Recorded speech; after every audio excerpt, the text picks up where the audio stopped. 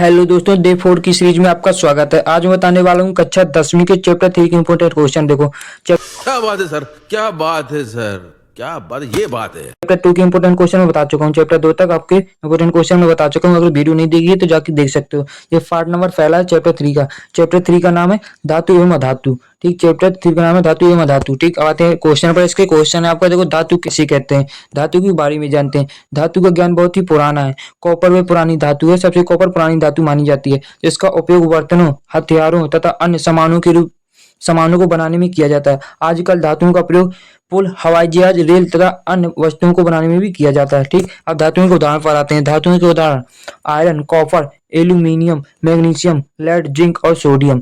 ठीक, अब धातु के भौतिक गुण धर्म पर आते हैं। तो इसके भौतिक गुण धर्म होते हैं, जैसे पहला पॉइंट है आपका, धातुओं की सतह चमकदार होती है। धातुओं की सतह चमकदार होती है, इस गुण को धात्विक चमक भी कहते हैं। ठीक, दूसरा पॉइंट है, धातुएं सामान्यतः कठोर होती हैं। प्रत्येक धातु की कठोरता अलग अलग होती है। तीसरा पॉइंट है आपका, कुछ धातुओं को पीट पीट कर उन्हें पतली चादरों के रूप में ढाला जा सकता है। इस गुण को आघात वर्धता कहते हैं। ठीक, चौथा पॉइंट है आपका, धातुएं सामान्यतः ऊष्मा की सुचालक होती हैं। पांचवा पॉइंट है, जो धातुएं किसी कठोर सतह से टकराती हैं उससे आवाज उत्पन्न होती है, उन्हें ध्वनिक कहते हैं। ठीक, अगला पॉइंट आपका ये छठवां पॉइंट, धातुओं को तार के रूप में खींचा जा सकता है। धातुओं के इस गुण को तन्यता कहते हैं। ठीक, आते हैं अगले पॉइंट पर। ठीक, देखिए, कठोर धातुएं कौन कौन सी होती हैं? कठोर धातुएं होती हैं आयरन, कॉपर, एल्यूमिनियम।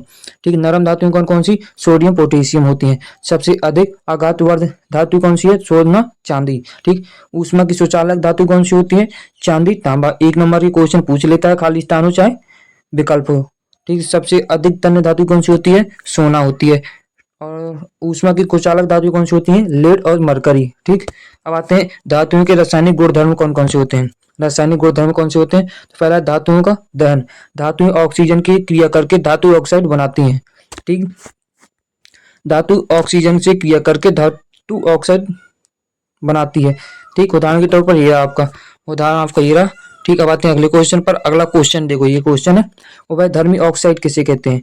ठीक, तो ऐसे धातु ऑक्साइड जो अम्ल तथा क्षारक दोनों से अभिक्रिया करके लवण एवं जल प्रदान करते हैं। ठीक, अम्ल और क्षार से अभिक्रिया करके लवण एवं जल का प्रदान करना उभयधर्मी ऑक्साइड कहलाता है। ठीक, उदाहरण आपका ये रहा। स्क्रीनशॉट ले सकते हो। अगर आपको पीडीएफ चाहिए तो टेलीग्राम चैनल को ज्वाइन कर सकते हो। ठीक, अब आते हैं अगले पार्ट पर। अगला पार्ट है इसका, देखो, एनोडीकरण किसे कहते हैं? एनोडीकरण किसे कहते हैं? तो ये देखो, एनोडीकरण किसे कहते हैं? एल्यूमिनियम पर मोटी ऑक्साइड की परत बनाने की प्रक्रिया। वायु के संपर्क में आने पर एल्यूमिनियम पर ऑक्साइड की पतली परत का निर्माण होता है। एल्यूमिनियम ऑक्साइड की परत ऐसे संक्षारण से बचाती है। इस परत को मोटा करके ऐसे संक्षारण से अधिक सुरक्षित किया जा सकता है। ठीक, अधिक सुरक्षित किया जा सकता है। एनोडीकरण के लिए एल्यूमिनियम की एक साफ वस्तुओं को एनोड बनाकर तनु सल्फ्यूरिक अम्ल के साथ इसका विद्युत अपघटन किया जा सकता है। ठीक, इसको एनोडीकरण कहते हैं। ठीक, अगला पार्ट है आपका, ये देखो, इसके पॉइंट है कुछ। जैसे दूसरा पॉइंट आपका ये रहा, धातुओं की जल के साथ अभिक्रिया करने पर क्या बनता है? तो देखो, धातुएं जल के साथ अभिक्रिया करके हाइड्रोजन गैस तथा धातु ऑक्साइड उत्पन्न करती है। उदाहरण के तौर पर ये रहा आपका। ठीक, 2KOH H2, 2NaOH H2, ये आपके उदाहरण है। ठीक, अब आते हैं अगले क्वेश्चन पर। अगला पॉइंट है ये।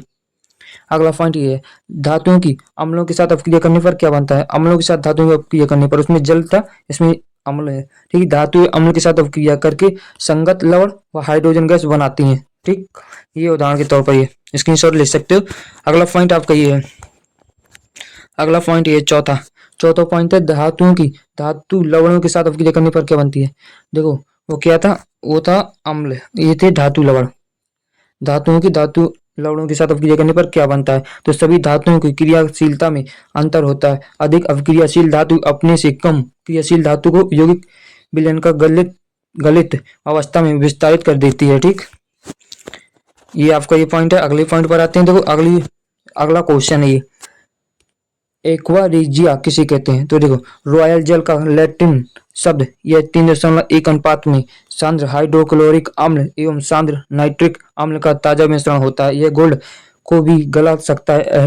एक्वा रेजिया भभकता द्रव होने के साथ प्रबल क्षारक है। यह गोल्ड एवं एल लैटिनियम जैसी धातुओं को गलाने में समर्थ होता है। ठीक, इसके पॉइंट होंगे, जैसे ये भी परिभाषा है। सक्रियता श्रेणी कैसे कहते हैं, सक्रियता के श्रेणी किसे कहते हैं, तो जैसे इसकी परिभाषा ये रही, धातुओं की क्रियाशीलता को अवरोही क्रम में व्यवस्थित करने पर जो सूची प्राप्त होती है उसे सक्रियता श्रेणी कहते हैं। 2 नंबर की परिभाषा है, आप याद कर लीजिएगा। सबसे अधिक अभिक्रियाशील धातु कौन सी है, तो सोडियम पोटेशियम। ठीक, सबसे अधिक कम अभिक्रियाशील धातु कौन सी है, गोल्ड प्लेटिनियम। ठीक, और अभी तो रुको, क्लाइमैक्स अभी बाकी है। अब आते हैं अगले पॉइंट पर। अगला पॉइंट आपका ये है, अधातु। अधातुओं की तुलना में अधातुओं की संख्या कम होती है। उदाहरण के लिए ये है जैसे सल्फर, आयोडीन, ऑक्सीजन, हाइड्रोजन आदि। ठीक, ब्रोमीन ऐसी अधातु है जो द्रव अवस्था में होती है। इसके अलावा सभी अधातुएं या तो ठोस होती हैं या गैस होती हैं। ठीक, आते हैं अगले पॉइंट पर। अगला पॉइंट है ये आपका, अधातुओं के गुणधर्म लिखिए। ये क्वेश्चन है आपका, अधातुओं के गुणधर्म लिखिए। देखो पहला, अधातुएं अघातवर्धनीय नहीं होती। ठीक, दूसरा पॉइंट है, अधातुएं तन्य नहीं होती, वे तो भंगुर होती हैं। कैसी होती हैं, भंगुर होती हैं। ठीक, तीसरा पॉइंट है, अधातुएं ऊष्मा की कुचालक होती हैं। ठीक, चौथा पॉइंट है, अधातुओं में चमक नहीं होती। पांचवा पॉइंट आपका ये रहा, पांचवा पॉइंट ये है, पांचवा पॉइंट आपका ये रहा, अधातुओं के गलनांक एवं क्वथनांक अपेक्षाकृत कम होते हैं। छठवां पॉइंट, अधातुएं कमरे के ताप पर ठोस, द्रव और गैस रूप में हो सकती हैं। ठीक, छठवें के बाद आते हैं अगले क्वेश्चन पर। अगला क्वेश्चन ये है, अधातुओं की रासायनिक अभिक्रिया क्या है। अधातुओं की रासायनिक अभिक्रिया के बारे में लिखना है। तो पहला देखो, ऑक्सीजन के साथ अधातुओं की अभिक्रिया करने पर क्या बनता है। ठीक, तो अधातुएं ऑक्सीजन के साथ अभिक्रिया करके अम्लीय ऑक्साइड गैस बनाती हैं। क्या बनाती हैं, अम्लीय ऑक्साइड गैस। ठीक, उदाहरण आपका ये रहा। ठीक है, बात नहीं, नोट देखो, ये नोट थोड़ी देख लो क्या है। अधातुओं की ऑक्साइड अम्लीय प्रकृति की होती है।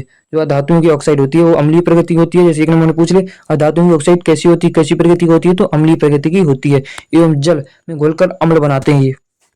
उदाहरण आपको ये लिखा, देखो समझ लो, CO2 प्लस H2O, तो H2CO3 कार्बनिक अम्ल बनता है इससे। और अभी तो रुको, क्लाइमैक्स अभी बाकी है। दूसरा पॉइंट आपका ये रहा, अम्लों के साथ अभिक्रिया करने पर अधातुएं सल्फ्यूरिक अम्ल व नाइट्रिक अम्ल के साथ अभिक्रिया करती हैं। ठीक, उदाहरण आपका ये है। ठीक, अगला पॉइंट पर आते हैं। अगला पॉइंट है, क्लोरीन के साथ अभिक्रिया करने पर, तो अधातुएं क्लोरीन के साथ अभिक्रिया करके क्लोराइड बनाती हैं। क्या बनाती हैं, क्लोराइड बनाती हैं। ठीक, उदाहरण आपका ये है। आते हैं अगले पॉइंट पर। अगला पॉइंट है, हाइड्रोजन से अभिक्रिया करने पर क्या बनता है, तो अधातुएं हाइड्रोजन के साथ अभिक्रिया करके से संयोजन हाइड्रोजन बनाती हैं, H+S तो H2S। ठीक, उदाहरण है आपका। ठीक, अब आते हैं कुछ पॉइंटों पर। पॉइंट आपके ये, उत्कृष्ट गैसों के नाम, तो हीलियम, नियॉन, आर्गन, जियोन। ठीक, द्रव अवस्था में पाई जाने वाली धातु कौन सी है, तो मरकरी। तीसरा पॉइंट आपका, ऐसी धातुएं जिन्हें हथेली पर रखने पर पिघलने लगती हैं, कौन सी है, गैलियम और सीजियम। ठीक, आते हैं अगले पॉइंट पर। अगला पॉइंट है, ऐसी धातुएं जो चमकीली होती हैं, आयोडीन कहलाती हैं। ऐसी अधातु जो विद्युत को सुचालक होती हैं, ग्रेफाइट कहलाती हैं। ठीक, अगला पॉइंट आपका, क्षारीय धातु कौन सी है, लिथियम, सोडियम, पोटेशियम। ठीक, अब आते हैं अगले क्वेश्चन पर। अगला क्वेश्चन है आपका, देखो, अपर रूप किसे कहते हैं, तो अपर रूप किसे कहते हैं, कार्बन ऐसी धातु है जो विभिन्न रूपों में पाई जाती है, प्रत्येक रूप में अपर रूप कहते हैं, प्रत्येक रूप को अपर रूप कहते हैं। ठीक, हीरा कार्बन का एक अपर रूप है।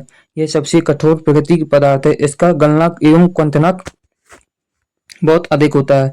कार्बन एक अन्य अपर रूप ग्रेफाइट है जो विद्युत का सुचालक होता है। ठीक, अब आते हैं अगले क्वेश्चन पर।